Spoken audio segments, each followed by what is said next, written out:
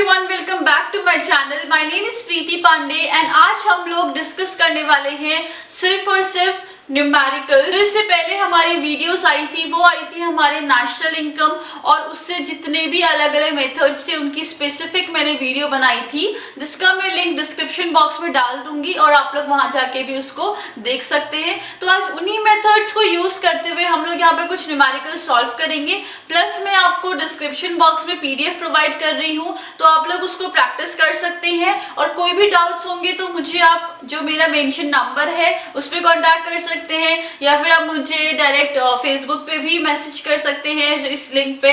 Instagram में भी आप मुझे डायरेक्ट मैसेज कर सकते हैं, इसीलिए आप वहां पे मुझसे कनेक्ट हो जाइए। तो बिना टाइम वेस्ट को करे हम लोग चलते हैं वीडियो में। तो हमारा जो पहला क्वेश्चन है उसमें हम लोगों को बोला है कि हमें नेट वैल्यू एडेड को कैलकुलेट करना है। तो net value added at factor cost को हमें कैलकुलेट करना है। यहाँ पे हमारे क्वेश्चन में हर चीज गिवन है तो हम इजीली हर चीज को कर सकते हैं। तो जब मुझे net value added at factor cost को कैलकुलेट करना है, उससे पहले मेरे पास ग्रॉस वैल्यू आना चाहिए। ठीक है, तो ग्रॉस वैल्यू कैसे कैलकुलेट करते हैं ये फॉर्मूला ऑलरेडी आप लोगों को पता है।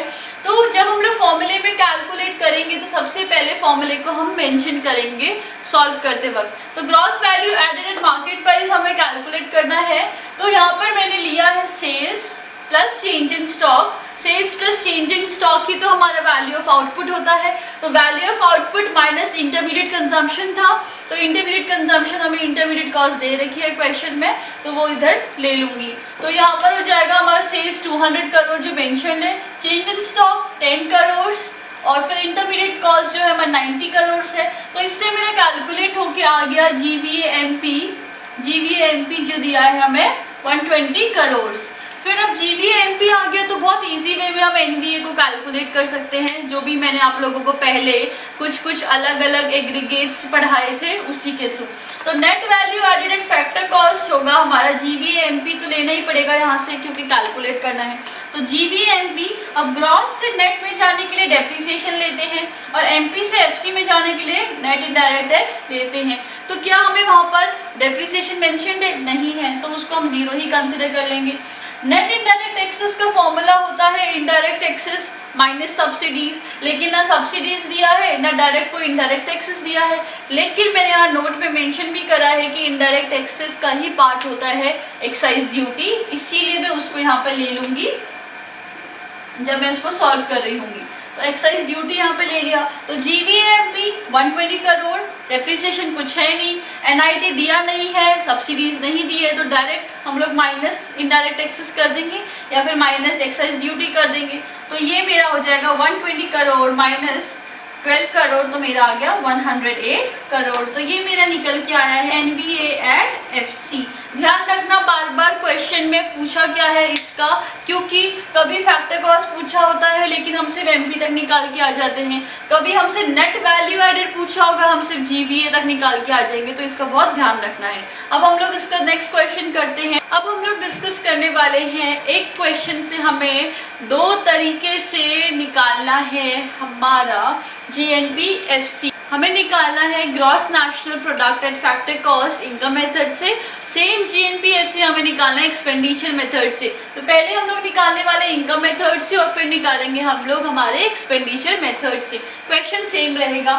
तो GNP/FC जब मुझे निकालना होगा तो GNP/FC निकालने के लिए क्या करना पड़ता है? इनकम मेथड से सबसे पहले चीज़ क्या निकलती है हमारी? NDP/FC। तो NDP/FC से GNP/FC में जाने के लिए क्या करना होगा? यहाँ पे मेंशन है ऑलरेडी। तो NDP/FC से जब हम GNP/FC में जाएंगे तो नेट को पहले ग्रॉस में कन्वर्ट करने के लिए प्लस डेप्रिसिएशन कर देंगे और फिर FC और FC बिल्कुल सेम है, तो हमारा डोमेस्टिक को नेशनल में करने के लिए हमें NFIO को ऐड करना पड़ेगा। तो बस उसी फॉर्मूले को मैंने यहाँ पे लिख दिया है। तो कॉम्पनसेशन ऑफ एम्प्लॉयज और ऑपरेटिंग सरप्लस जो है ये दोनों तो हमारा निकालेगा NDP/FC, और फिर consumption of fix capital NFI से हम लोग निकाल पाएंगे हमारा GNP/FC। तो ऑपरेटिंग सरप्लस क्या होता है हमारा? रेंट, रॉयल्टी, इंटरेस्ट, तो जो भी मेंशन है हमने वो यहाँ पर ले लिया है। तो 1850 तो मेरा कॉम्पनसेशन ऑफ एम्प्लॉयज है। फिर मेरा ऑपरेटिंग सरप्लस का जो रेंट है वो हो जाएगा हमारा 400, 500 मेरा इंटरेस्ट है और 1100 मुझे ऑलरेडी प्रॉफिट वहाँ मेंशन है। तो ये मेरा हो जाएगा ऑपरेटिंग सरप्लस। फिर है कंजम्पशन ऑफ फिक्स कैपिटल, वहाँ मेंशन्ड है consumption of fix capital he depreciation होता है, तो वो मेंशन्ड है वहाँ पे 100। और NFI दिया है हमें -50। अब -50 दिया है तो प्लस तो रहेगा ही, बिकॉज प्लस NFI करना था, लेकिन NFI है ही खुद -50, तो -50 को हम यहाँ पर माइनस में कन्वर्ट कर देंगे प्लस माइनस करके। तो 1850 प्लस 2000 ये जो मैंने इधर से कैलकुलेट किया है, एंड देन 100 इधर ले लिया और -50 इधर ले लिया। जब मैं इसे कैलकुलेट करूंगी तो मेरा आंसर आएगा 3900 करोड़, जो कि है मेरा GNPFC। तो हमें क्वेश्चन में पूछा था GNPFC निकालना है, बस नॉर्मल इनकम मेथड से पहले मैंने NDPFC निकाल लिया और NDPFC में ही इन सबको ऐड कर दिया ताकि GNPFC आ जाए। तो ये तो था इनकम मेथड से। अब डिस्कस कर लेते हैं एक्सपेंडिचर मेथड से। तो gross national product factor cost को जब हम लोग कैलकुलेट करते हैं एक्सपेंडिचर मेथड से, वो बन जाएगा हमारा नॉर्मल PFCE मतलब प्राइवेट फाइनल कंजम्पशन एक्सपेंडिचर। फिर GFCE क्या हो जाएगा हमारा गवर्नमेंट फाइनल कंजम्पशन एक्सपेंडिचर। और फिर हो जाएगा हमारा GDCF gross domestic capital formation. फिर है हमारा नेट एक्सपोर्ट्स, NIT को माइनस करेंगे और NFIA को ऐड कर देंगे। तो ये हमारा पूरा GNPFC का फॉर्मूला बन जाएगा। मैंने बस वो नॉर्मली जो भी एग्रीगेट्स को यूज़ करना था उनको ही यहाँ पे यूज़ किया है और कुछ नहीं किया है। फिर PFC जो है प्राइवेट फाइनल कंजम्पशन एक्सपेंडिचर, हमें 2600 वहाँ ऑलरेडी मेंशन है। गवर्नमेंट फाइनल कंजम्पशन एक्सपेंडिचर हमें वहाँ 1100 मेंशन है। अब वहाँ पर हमें मेंशन है net domestic capital formation. Net domestic capital formation हमें मेंशन है और हमें ग्रॉस तक पहुँचना है, तो नेट से ऐड कर देंगे डेप्रिसिएशन, इसलिए मैंने 500 और 100 को ऐड कर दिया है। ये है मेरा नेट और ये है मेरा कंजम्पशन ऑफ फिक्स कैपिटल मतलब डेप्रिसिएशन, तो इनको मैंने ऐड कर दिया है। फिर मुझे नेट एक्सपोर्ट्स मेंशन्ड है वहाँ पर -100, तो मैंने यहाँ -100 को ही ले लिया है। और फिर जो मेरा NIT दिया है वो है मेरा 250, तो माइनस करना था इसलिए इधर माइनस का साइन लगा है। फिर प्लस NFIA, लेकिन NFIA तो माइनस में दिया है तो वो मैंने यहाँ पर माइनस में लिख लिया। तो टोटल आ जाएगा मेरा 2600 प्लस 1100 प्लस 600 -100 -250 और -50। जब इनको पूरा कैलकुलेट करूंगी तो मेरा आ जाता है 3900 करोड़। तो एक्सपेंडिचर मेथड से भी मेरा GNPFC आ गया है 3900 करोड़।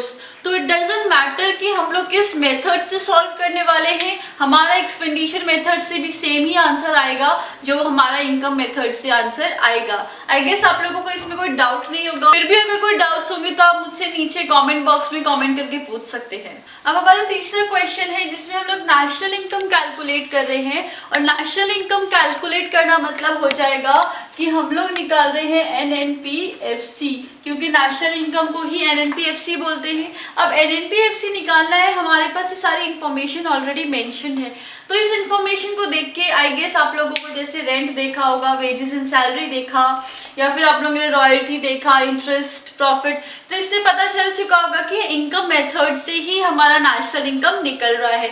तो ये सब चीज़ें हम लोग कैलकुलेट करेंगे इनकम मेथड से, और इनकम मेथड से जब हम नेशनल इनकम कैलकुलेट करते हैं तो सबसे पहले निकलता है NDPFC। तो NDPFC जो भी निकलता है वो हम लोग यहाँ पर देख सकते हैं।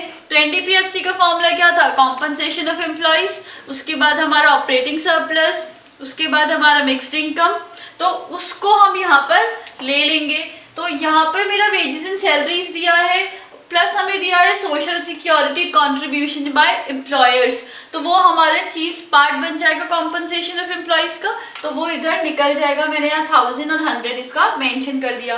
फिर मैंने जब ऑपरेटिंग सरप्लस की बात करी है तो रेंट, रॉयल्टी, इंटरेस्ट, प्रॉफिट, ये चारों चीजें उधर मेंशन्ड है, तो मैंने इसको यहाँ पर ले लिया ताकि आप लोगों को इजीली ये समझ में आ जाए। फिर हम लोगों को यहाँ पे पता है कि जब हम डोमेस्टिक से नेशनल में जाते हैं तो हमें NFIA को क्या करना पड़ता है, ऐड करना पड़ता है, लेकिन मैंने तो यहाँ पे माइनस किया है। तो ये माइनस जो किया है क्या ये NFIA है, इस चीज का हमें बहुत ध्यान रखना है।